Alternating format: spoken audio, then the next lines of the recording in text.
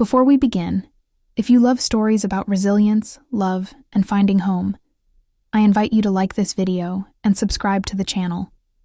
It's your support that allows these heartfelt journeys to continue reaching more souls who need them. Now, let's step into a world where hope never fades.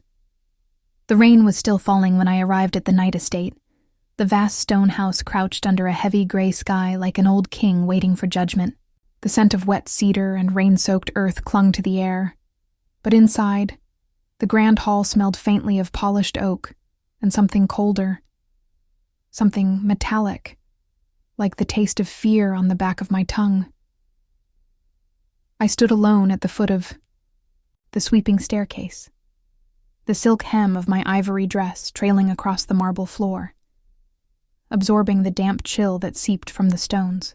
Above me, a chandelier hung like a frozen constellation, its crystals catching the dim light, but giving off no warmth. Lucien Knight was already there. He stood by the fireplace, untouched by the fire that cracked and snapped futilely in the hearth. Tall, lean, impeccably dressed in a black suit that fit him like a second skin, he looked carved from marble, sharp-jawed, cold-eyed, a man whose every breath was measured, deliberate. His gaze flickered to me once, a glance as clinical as a blade, before returning to the flames. My throat tightened. I gripped the tiny silver locket around my neck, the only thing of my mother's I had left, and reminded myself why I was here. For her, for my father's debts, for the honor of a family that had already lost too much.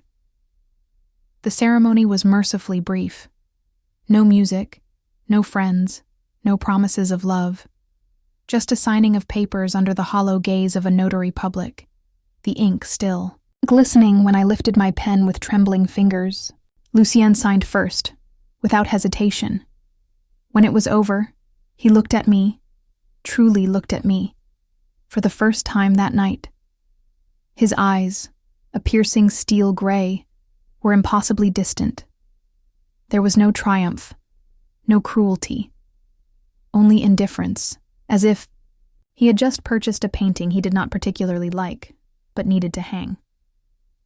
"Welcome to the family," he said, voice low, almost mechanical.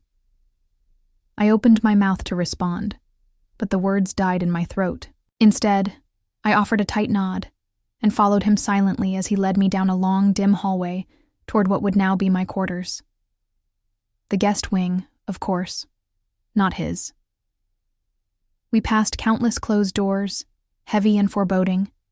My shoes echoed on, the stone floors, each step hollow, final. Somewhere behind one of those doors, I imagined, secrets lay sleeping. The kind of secrets that ruined families, the kind my father had fallen prey to. When we reached my room, Lucien opened the door, but did not step inside. "You'll find everything you need," he said without meeting my eyes. "If you require anything, call the staff."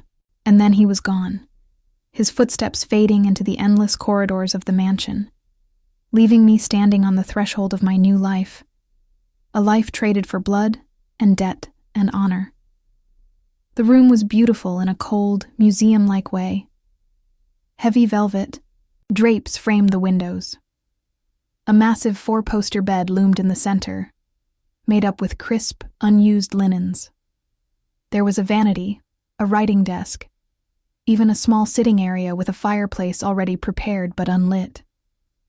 It was everything a new bride could want, except love. I sat heavily on the edge of the bed and dropped my face into my hands. The silk of my dress pooled around me, cold and unfamiliar against my skin. In the stillness, I could hear the soft ticking of a grandfather clock somewhere down the hall. Each second it counted off felt like another thread unraveling from the life I had known.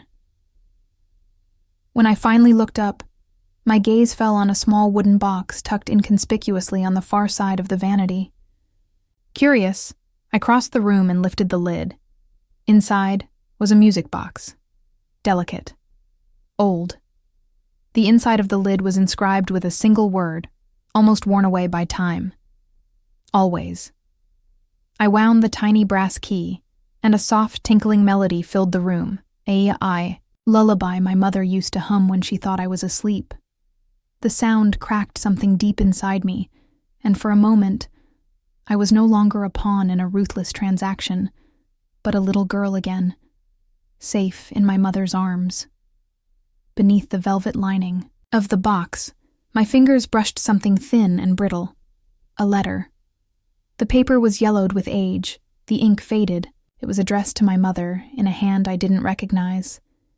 But the opening line made my heart stop. I'm sorry for the life I couldn't give you. I hope you find peace in what remains. There was no signature, no name, just sorrow, bleeding through the page even after all these years. I folded the letter carefully and pressed it to my heart. In that moment, I understood. Sacrifices had been made long before mine. And perhaps somewhere down the line, someone had once stood in a cold room just like this one, feeling just as small, just as helpless. I would endure this marriage. For my mother. For the memory of the dreams she once dared to have. Above the fireplace, a portrait of a woman I didn't recognize looked down at me with sad, knowing eyes. I met her gaze and whispered aloud, as much to myself as to her. I will find a way to be more than this. The rain tapped gently against the window panes like ghostly fingers. In the silence that followed, I made my vow, not just to survive, to live, and someday, to love. Morning arrived muted and gray. The rain had dwindled to a fine mist, but the world beyond the heavy velvet drapes remained shrouded in gloom. I woke in the vast, lonely bed, cocooned in silk sheets that smelled faintly of lavender and cold stone. For a moment, I lay still, disoriented, my fingers brushing the cool expanse beside me where no one had ever lain. The weight of yesterday settled into my bones as I rose. The marble floor was cold beneath my bare feet, and the ornate mirror across the room reflected a girl I hardly recognized, pale, wide-eyed, draped in an oversized nightgown provided by unseen hands. I found a simple breakfast waiting on a silver tray just outside my door, coffee, toast, and a note in precise handwriting. Eat. The driver will take you to the hospital at 10. No signature, but I knew it was from Lucian. A strange knot formed in my chest. Practical, efficient, impersonal. And yet, the hospital. Mother. He had not forgotten. I sipped the coffee, its warmth chasing some of the chill from my body, and tried to steel myself for the day ahead. The ride to the hospital was silent. The driver, a middle-aged man with kind eyes, offered a stiff nod, but no conversation. Through the tinted windows, the city blurred past, sharp towers of glass and steel softened by the mist. Mother's room was small, but filled with soft light. She was awake, her frail hands busy with knitting that seemed more tangle than pattern. "My darling," she whispered when she saw me, her smile lighting up her worn face. I knelt beside her, burying my face against her blanket-covered knees. Her hand stroked my hair, slow and rhythmic. "You did what you had to," she murmured, as if reading the guilt etched into my very skin. I nodded, unable to speak.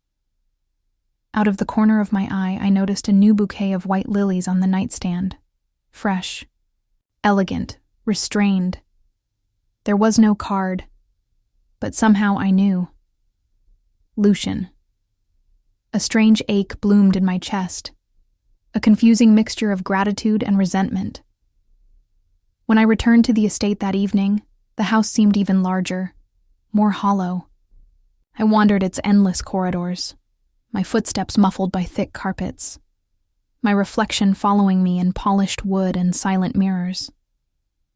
In the library, I found a fire burning low and a glass of whiskey waiting on the side table. A second glass sat beside it, untouched. An invitation, or merely habit? I hesitated, then settled into a leather armchair, pulling an Afghan around my shoulders.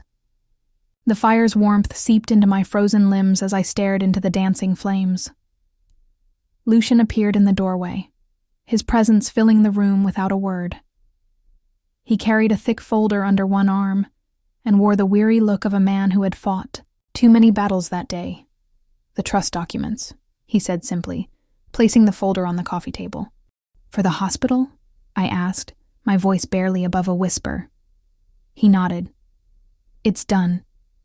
Your mother will have the best care available." A lump rose in my throat. I clutched the Afghan tighter, unsure whether to thank him or resent him for making it necessary. Lucian poured himself a measure of whiskey and stood by the fire, staring into it as if searching for answers in the coals. "Why?" The question slipped out before I could stop it. "Why are you doing this?" He took a slow sip, then met my gaze over the rim of his glass. "Because debts must be paid," he said quietly. "One way or another." I should have been angry. I should have hurled the glass at his feet, screamed that I was not a debt to be collected. But the words caught in my throat, tangled in the knowledge that he too bore scars I could not see. The fire crackled softly between us, and for the first time, I saw not just the cold precision of the man, but the exhaustion, the isolation. We were both prisoners of bargains we hadn't made. Somewhere in the estate, a clock chimed the hour, its deep, sonorous toll vibrating through the bones of the house. Lucian drained his glass and set it aside. Without another word, he turned and disappeared into the shadows, leaving me alone with the fire, the whiskey, and the uncomfortable realization that my heart, so determined to hate him, was beginning, despite everything, to ache for him and for the lonely man who had left a glass for me, just in case I chose to stay. Days blurred into one another, stitched together by silent meals, whispered phone calls to the hospital, and the endless, echoing corridors of the estate. I learned the patterns of the house, where the light fell warmest in the afternoons, where the floorboards creaked near the second-floor landing, but I rarely saw Lucian. He existed at the edges of my world, a shadow slipping between meetings and phone calls, always immaculately dressed, always distant, and yet small things betrayed him. The fresh flowers that appeared in my room, the extra blanket folded at the end of my bed when a cold snap swept through the city. A book left on the sitting room table, its spine cracked to the very page. I had mentioned in passing, they were gestures so subtle they could have been accidents. But somehow, I knew they weren't. One afternoon, I wandered into the old music room, drawn by a faint, familiar melody. The grand piano, polished to a mirror shine, stood silent now. But once, it must have filled the house with music. I traced a finger over the ivory keys, each touch stirring up motes of dust and memories not my own. Hidden in the corner, tucked behind a stack of sheet music, I found it, an old photo album, its leather binding cracked with age. I sank onto the velvet bench, the album heavy in my lap. Inside, black and white photographs captured moments frozen in time. A much younger Lucian, barely a teenager, standing stiffly beside a stern-looking man I recognized from business magazines as his late father. A woman, elegant, smiling softly, with Lucian's gray eyes, his mother. Page after page, a story unfolded. A family bound by duty, by expectation. Never a candid laugh, never a casual embrace. Even as a boy, Lucian wore the armor of responsibility. At the back of the album, slipped between 2 pages, was a letter. Unlike the one I had found in the music box, this letter was recent. Crisp paper, bold handwriting. "Forgive me, son. I did what I thought was best. I see now it cost you everything." There was no signature, but I didn't need one. I closed the album with shaking hands, heart heavy with a new understanding. Lucian had inherited not just an empire, but a lifetime of loneliness. Later that evening, after another silent dinner where the clink of silverware was the loudest sound, I found the courage to speak. "You lost them young, didn't you?" Lucian stilled, his fork halfway to his mouth. He set it down carefully, precisely. "Yes," he said at last, voice rough.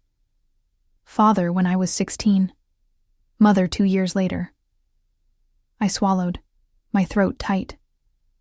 "I'm sorry," he gave a small, bitter smile. "Don't be. Loss shapes us." For a long moment we sat in silence, the distance between us filled with all the words neither of us could say. "You aren't alone anymore," I whispered, not daring to look at him. There was a long pause. Then, so quietly I almost missed it, "Neither are you." I looked up, and for the first time, Lucian's eyes were unguarded, raw, aching, human. It was a beginning, and for the first time since the day I signed my life away, hope stirred within me. Fragile, trembling, but alive. Spring crept over the estate in reluctant fits and starts, patches of green pushing bravely through the last stubborn snows. I spent my mornings by my mother's bedside, and my evenings wandering the halls of the great house that still didn't feel like mine. Lucian remained a study in distance and restraint, yet the small signs of his care never stopped. Fresh flowers. Soft music left playing on an old record player. Books in my favorite genres appearing like magic on the sitting room table. One evening, as the fire sputtered low in the library, he sat across from me, a ledger open on his lap. His eyes flickered over the numbers, cold, calculating. Then he spoke without looking up. "Your father's debts have been cleared." I blinked, the words struggling to make sense. "Completely?" He nodded. "The house, the hospital, everything." Relief warred with shame, crashing over me in equal measure. "How?" I whispered. He closed the ledger with a soft snap, setting it aside. I sold my majority shares. The breath left my lungs. Lucian Knight, the man synonymous with power, control, legacy, had relinquished his crown for me, for a woman he had been forced to marry. "You didn't have to." I choked. "No," he agreed, his voice low. "I wanted to." Tears blurred my vision. I turned away, ashamed to let him see the mess he'd rescued. He crossed the room with soundless steps. I felt the heat of him before I saw him. "Kneel in front of my chair." "Look at me," he said. I did. His hands framed my face, thumbs brushing away the tears. "I was a fool to think I could keep you at a distance. From the moment I saw you in that cold, empty hall, I was lost." A broken laugh escaped me. "Lucienne?" But he silenced me with a kiss. Not rushed or hungry, but reverent, as though he was asking permission with every brush of his lips against mine. I answered him with my hands, fisting in his shirt, pulling him closer, telling him without words that I, too, was tired of walls and cages. He lifted me effortlessly, carrying me through the dim corridors to his wing of the house, to a bedroom warmed by firelight and the scent of cedar. He set me on the bed with a tenderness that broke something in me. There, in the shelter of his arms, I was no longer a pawn, no longer a payment. I was his, and he was mine. Under his touch, the world fell away. Silk and cotton whispered to the floor. Skin met skin, tentative at first, then desperate, frantic, as months of longing erupted in one perfect, shattering moment. Lucian moved with exquisite patience, as though he was memorizing every gasp, every tremble, every whispered plea. When he finally joined our bodies, it was not just a claiming, it was a homecoming. We moved together, slow and deep, the firelight painting gold over every inch of exposed skin.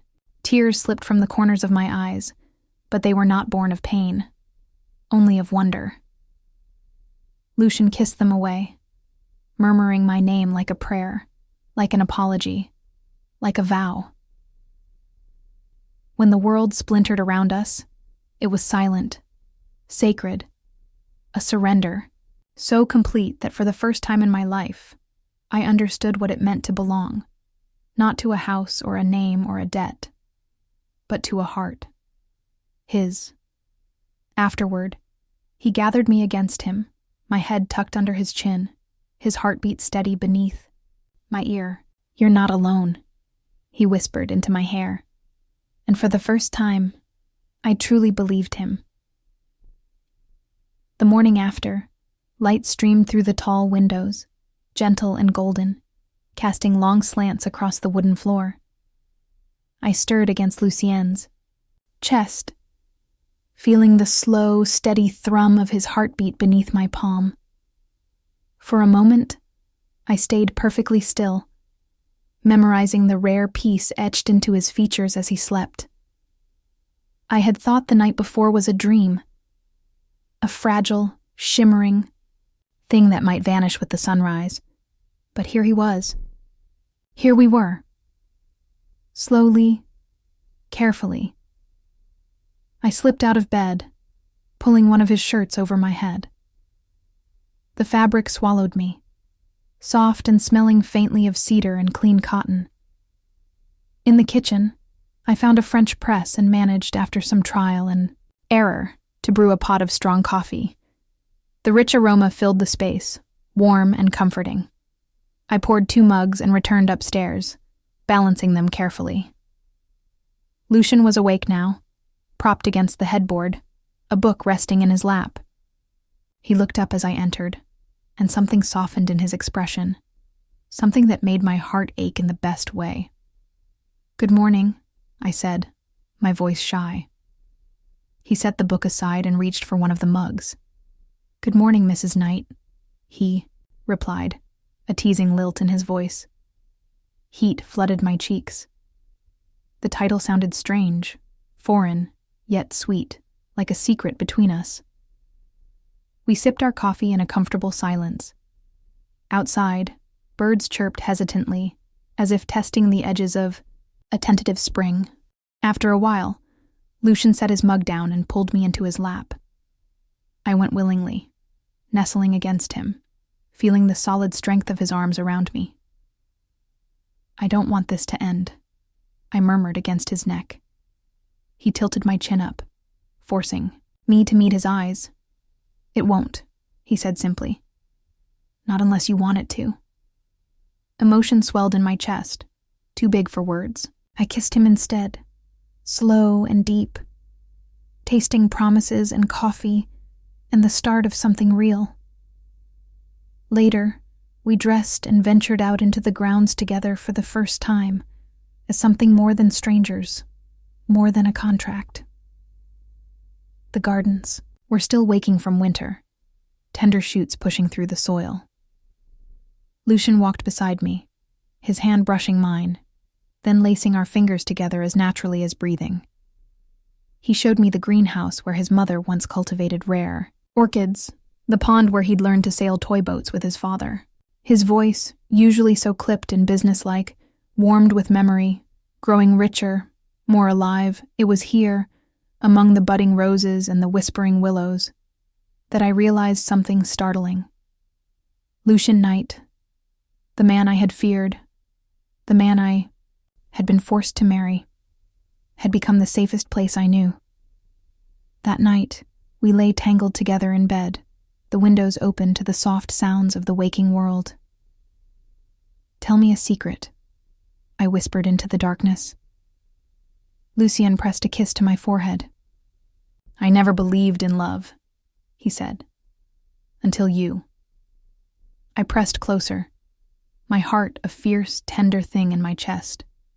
Neither did I thought, until you. The days that followed felt suspended in a fragile sort of happiness, a happiness I dared not name aloud for fear of breaking its delicate spell. We moved around each other with a newfound ease, Lucian reaching for my hand in the hallway, me laughing more freely than I had in years. But peace, I knew, was always a borrowed thing. It came one rainy afternoon, the sky smeared with bruised clouds. I found Lucian in the study, a sheaf of papers spread before him, his brow furrowed in a way that sent a chill up my spine. He looked up as I entered, and the weariness in his eyes nearly undid me. "They're moving against me," he said simply. "Who?" "The board. Investors. People who see weakness where they once saw strength." I crossed the room, sinking onto the edge of his desk. "Because you sold your shares? Because of me?" He reached out, wrapping his fingers around mine. "Because I chose you." The weight of his sacrifice pressed down on me. I thought of everything he had built, everything he had protected, now threatened because he had dared to choose love over power. "I can't let you lose everything," I whispered. Lucian rose, cupping my face in his hands. "I haven't lost anything. That matters." Tears pricked my eyes, but I blinked them back. This was not a time for weakness. "Then we'll fight," I said fiercely. "We'll build something new. Together." A slow smile broke across his face, rare and dazzling. "Together," he echoed. The next morning, we faced reality head-on. Lucian made calls to his remaining allies, those who still valued loyalty over profit. I helped him draft letters to potential partners willing to invest in new ventures. Smaller, more personal ones that would allow us to regain some independence without sacrificing our souls. Every rejection stung, but every small victory, a B, returned call, a tentative agreement, fueled our determination. I learned more about the world of business in those few days than I ever thought possible. And Lucian, he taught me with patience, never condescending, always including me as an equal. At night, exhausted but hopeful, we would sit by the fire, reviewing contracts or simply holding hands, finding strength in the quiet bond between us. 1. Evening, after a particularly brutal day filled with closed doors and curt refusals, I found Lucian on the terrace, staring out into the misty garden. I slid my arms around his waist from behind, resting my cheek against his back. "It's not over," I whispered. He covered my hands with his. "No. It's just the beginning." A week later, the final blow came. An official letter from the board. Lucian was being forced out completely, stripped of any residual influence he might have wielded. They had found a way to paint his decisions as reckless, self-serving, a betrayal of the company's best interests.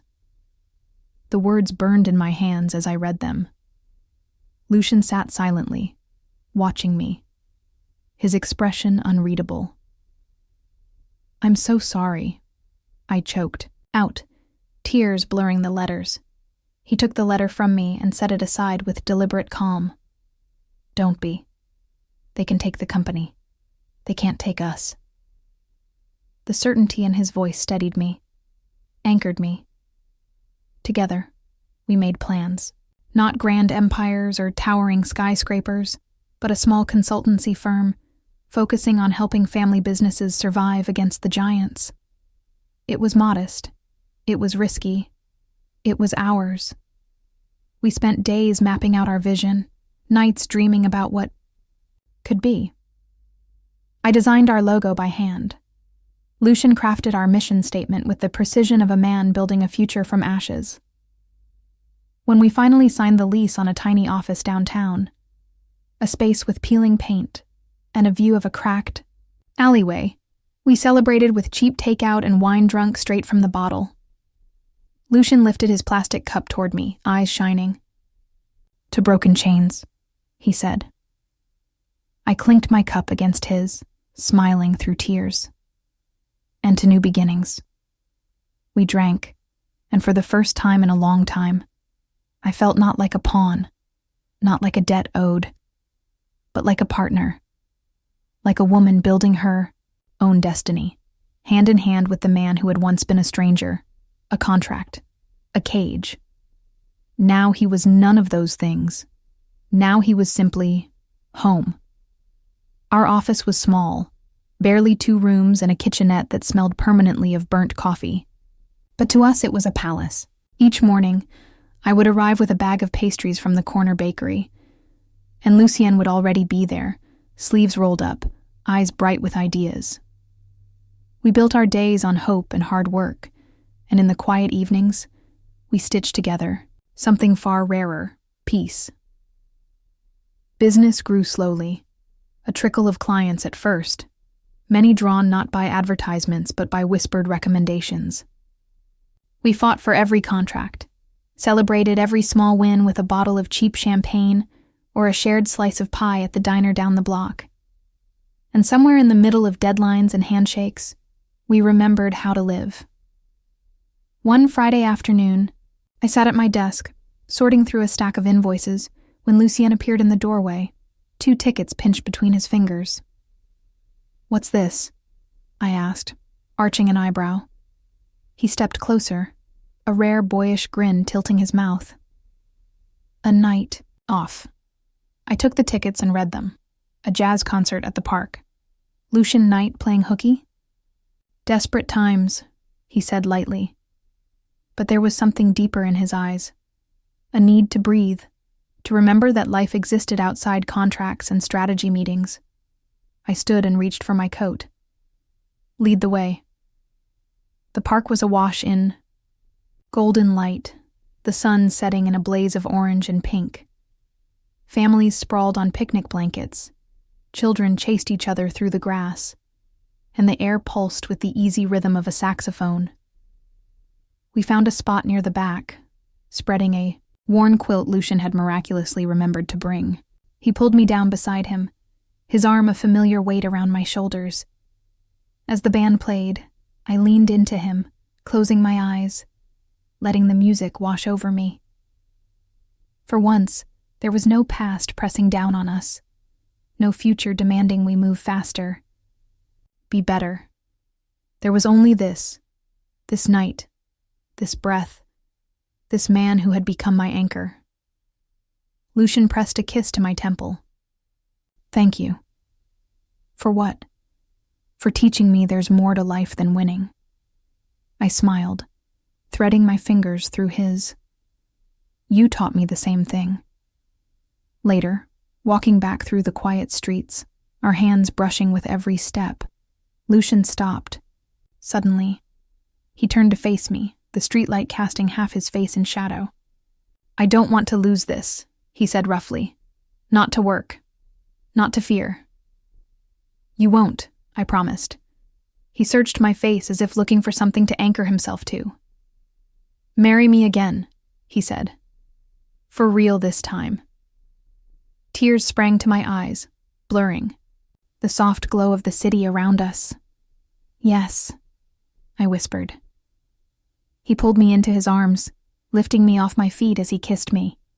A kiss that tasted like laughter and promises, and every second chance we'd fought for. We married in the garden behind the estate. Under an arch of wildflowers my mother helped weave together. She stood, proud and tearful, her hands stronger now, her spirit unbroken. There were no press releases, no grand announcements, just a handful of friends, a scattering of petals on the breeze, and the man who looked at me as if I had hung the stars. Lucien slid a simple gold band onto my finger, his hand steady despite the mist of emotion in his eyes. "You are my home," he said, voice thick. "And you are mine," I answered. The kiss we shared then was sweet, fierce, eternal. The first kiss of a life not built on contracts or obligations, but on the simple, breathtaking miracle of love. And as the music rose and the evening spun into night, I knew, truly knew, that we had healed not just each other, but the broken pieces of ourselves. Together, we had built something stronger than empires. We had built a home. The first autumn chill crept into the mornings, painting the leaves in shades of gold and crimson. I loved this time of year, when the world seemed to slow down, as if savoring its own beauty before winter's hush. Our home reflected that same quiet shift. The laughter was softer, more frequent. Even the walls seemed to breathe easier. One Saturday morning, as the wind tossed crisp leaves against the windows, I found an old wooden box tucked into the back of my mother's closet. Dust motes danced in the beam of light slicing across the floor as I set the box down and carefully opened it. Inside, wrapped in yellowed tissue paper, lay a letter tied with a faded blue ribbon, and a silver ring I had never seen before. Sat on the bed, heart pounding, and unfastened the ribbon. The letter was dated nearly 30 years ago, addressed to my father in a hand I recognized immediately, my mother's. If you're reading this, it means you are carrying a burden we once promised to share. Remember, love isn't measured in victories or fortunes. It's in the quiet sacrifices, the unseen choices, the whispered prayers. Always come home, my love. Always find your way back to where you belong. Tears blurred the page as I pressed it to my heart. My parents had known struggles, secrets, debts, yet they had clung to each other through it all. Not because it was easy, but because it was right. That evening, I showed the letter and ring to Lucian. He read it in silence, his thumb brushing over the silver band. Then he lifted his eyes to mine. Eyes that had once been so guarded, now wide open. "It's beautiful," he said simply. I slid the silver ring onto a chain and fastened it around my neck, letting it rest over my heart. "It's a reminder," I whispered, "of where we come from and where we're going." Lucian cupped my face in his hands, brushing away the tears I hadn't realized were falling. "With you, I'm exactly where I'm supposed to be," he said. The next few weeks passed in a blur of preparations and quiet moments. We expanded our small business into a proper firm, moved into a larger office with real walls instead of makeshift partitions. Clients came faster now, not just for our work, but because they believed in the people behind it. Every evening, no matter how late, Lucian and I returned home together. Sometimes we would sit in the kitchen drinking tea, our knees brushing under the table, talking about everything and nothing. Other nights, we would sit in silence, letting the presence of each other fill the spaces words could not. It was a life stitched together with intention, with fierce, tender care. One evening, as twilight seeped into the corners of the sky, Lucian found me on the porch, wrapped in a knitted blanket, sipping tea. He sat beside me without a word, taking my hand in his. We watched the stars wink to life, one by one, the universe unfolding overhead. "I used to think success meant power," Lucian said quietly. "Control, being the one no one could touch. And now?" I asked, squeezing his hand. He looked at me, and in his eyes I saw all the battles he'd fought, the walls he'd torn down, the man he'd chosen to become. "Now," he said, "it means belonging, here, with you." The wind stirred, sending a few dry leaves skittering across the porch. Somewhere inside, the clock chimed softly, marking the passage of time we no longer feared. Lucian shifted, pulling something from his pocket, a small, worn velvet box. I gasped as he opened it, revealing a simple, elegant ring, a band of gold, intertwined with a thread of silver, much like the one now resting against my chest.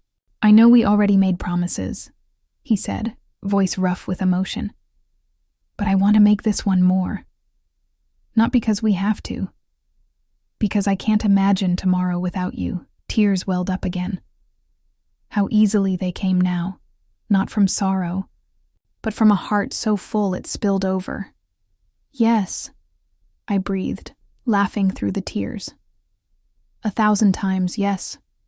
He slipped the ring onto my finger, and I leaned into him, our foreheads resting together as the stars wheeled overhead.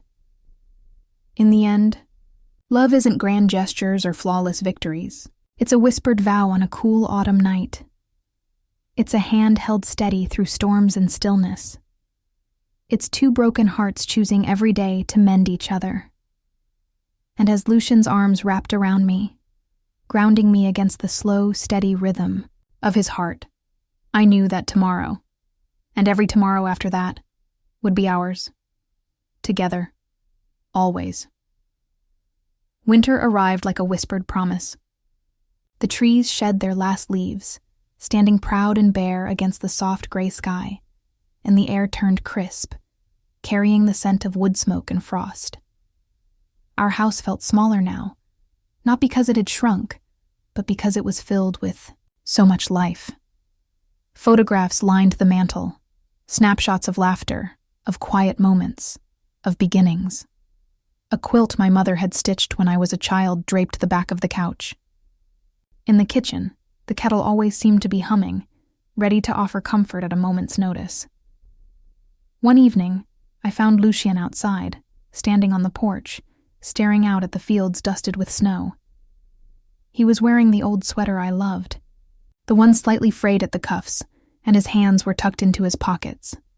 I slipped into my coat and joined him, shivering as I tucked myself against his side.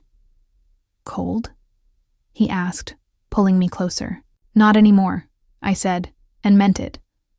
We stood there for a long while, watching the world grow softer, quieter, under the first true snowfall of the year. Lucien pressed a kiss to my hair and murmured, "You saved me." I smiled, blinking up at him. I think we saved each other. He chuckled low in his throat, the sound vibrating through me. "I used to think strength meant standing alone," he said. "Now I know it means standing together. We had fought so hard, against fear, against pride, against ghosts of the past. And we had won, not by conquering, but by surrendering. To love, to forgiveness, to hope." Inside, my mother hummed an old lullaby as she set the table for dinner, her hands steady. Now her spirit mended. The fire crackled in the hearth, the scent of roasting vegetables filling the air. This was what we had built, Lucien and I. Not an empire of glass and steel, but a home.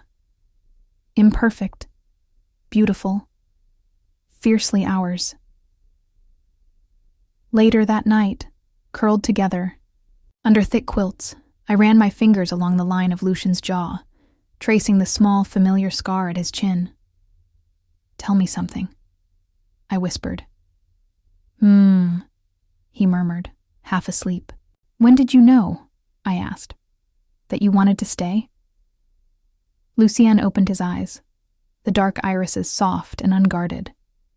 "The first morning I woke up and heard you humming in the kitchen," he said. "It wasn't the grand moments. It was that. The small, ordinary things." I smiled, pressing my forehead against his. "I don't want a life of grand moments," I said. "Good," he whispered. "Neither do I." The days grew shorter, the nights longer, but we filled them with warmth. There were dinner parties with close friends, lazy Sunday mornings tangled in bed sheets, snowball fights in the yard that left us breathless and laughing. There were quiet talks by the fire, plans made over mugs of steaming coffee, dreams spun in the dark as the wind howled outside. We built a life not in spite of what we had lost, but because of it. Because we had chosen, again and again, to stay, to believe, to love. One afternoon, as I sorted through an old box of keepsakes, I found the original contract, the one that had bound Lucien and me together in the beginning. The ink had faded, the paper yellowed. It felt almost ridiculous now, how 2 signatures on a sheet of paper had once seemed more binding than 1,000 whispered vows. I smiled and tucked it away in a drawer, next to our wedding bands and a crumpled ticket stub from that first jazz concert at the park. Some things mattered more than legality. Some bonds were written not in ink, but in moments shared, in battles fought side by side, in promises spoken in the quiet hours before dawn. Spring crept back in, shy and tentative. The world unfurled in shades of green, and new life pushed its way stubbornly through the last crusts of frost. One morning, Lucian found me in the garden, dirt under my nails, a smear of soil across my cheek. He crouched beside me, brushing a stray curl from my forehead. "You," he said, voice thick with wonder, "are everything I never knew I needed."